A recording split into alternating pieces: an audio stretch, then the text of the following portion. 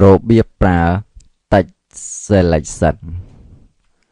text selection method គឺជាការ select នៅ text ដែលអ្នកចង់ធ្វើការអ្វីមួយនៅលើ text នោះ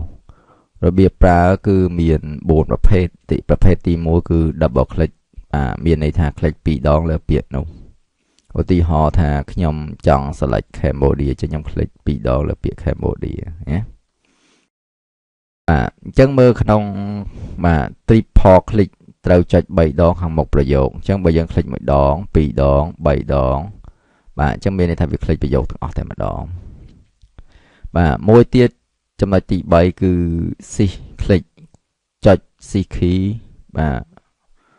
រួចយើងអាចចុច shift key មករួចសញ្ញាព្រួយមកអញ្ចឹងគឺយើងអាច select ពាក្យហ្នឹងហើយ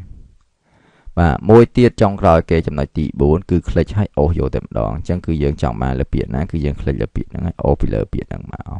ណាអញ្ចឹងក្រោយពីយើងចេះ select ទាំង4របៀបហ្នឹងហើយគឺយើងរៀនមួយទៀតគេហៅថា the mini toolbar គឺជាផ្ទាំងបញ្ជា floating toolbar សម្រាប់ប្រើប្រាស់ text size color bold italic and text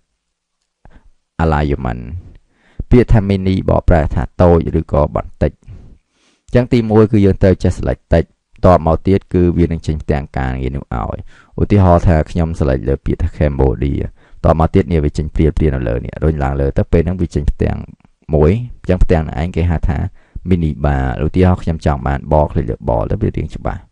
ហើយខ្ញុំចង់បាន trade ចុចលើ i នេះទៅវា trade តែម្ដងណា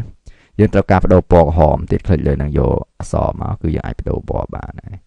អញ្ចឹងផ្ទាំងខាងលើនឹងឯងគេហៅថា mini toolbar